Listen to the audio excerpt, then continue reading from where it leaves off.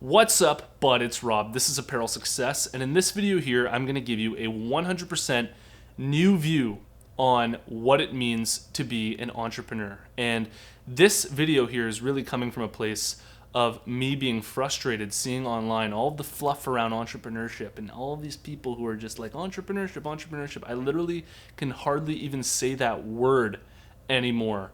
Entrepreneur. I think that it's so loaded and just has all these kinds of annotations and stigmas attached to it. And in this video, I'm going to break all that down and share with you what exactly it really means to be an entrepreneur. Here it is.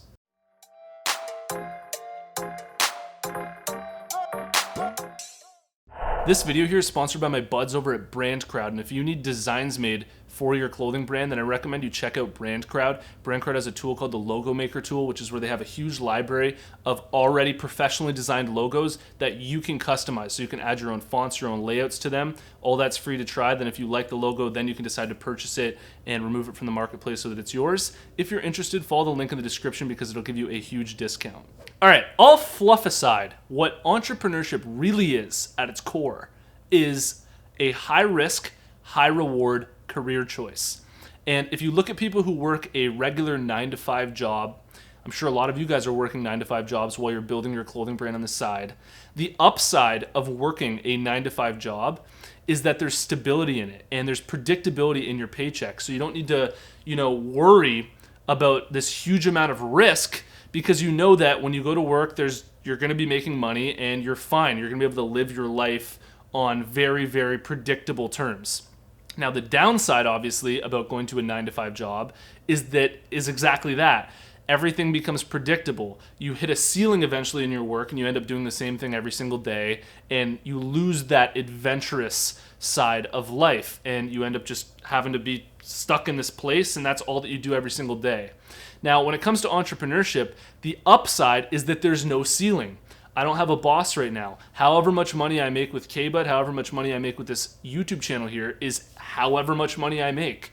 The downside though, or you could view it as a downside, is that there's risk involved. I don't know how much money exactly I'm going to be making next month or the month after or next year. Who knows where my businesses will be next year? They could completely crash. They could keep growing. Who knows, right? So it adds this sort of adventurous side, but it also is a high amount of risk. Now, this is where things get really tricky, is because there's a lot of people who want to be entrepreneurs, but they don't want to withstand that risk that's naturally involved in being an entrepreneur.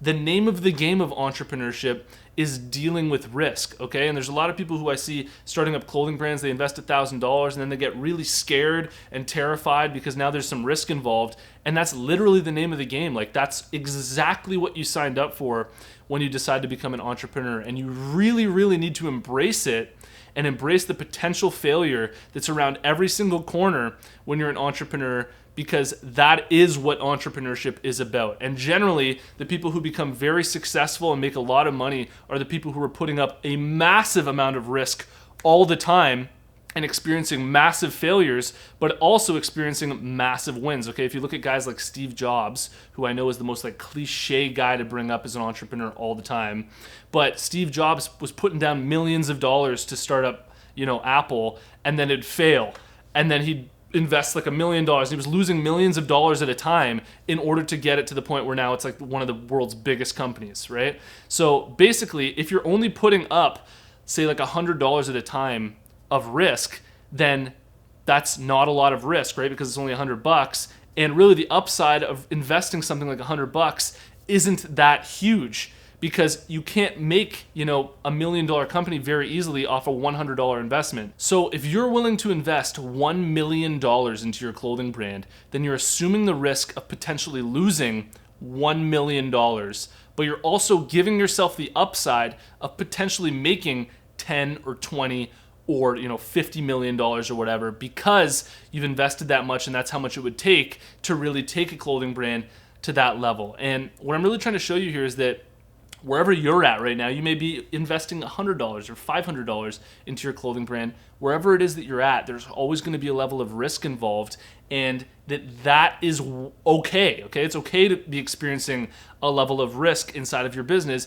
because that's what it means to be an entrepreneur, and that's what it means to do something that is completely new and put it into a market and be 100% yourself in control of whatever it is that you're doing. There are so many people who want to become entrepreneurs right now that just do not understand the true nature of what it means to be an entrepreneur, and all that they see is the upside. They see the chill lifestyle of being your own boss and everything, and that's what they're picturing in their head. They go, I'm viewing the upside, I'm viewing all of the upsides, and they don't see that the downside of being an entrepreneur is putting up the risk, okay? Now, you can turn that downside into an upside if you view that risk as being adventurous, living an adventurous lifestyle where there's potential for failure, and the failure can be exciting, it can be something that you can learn from.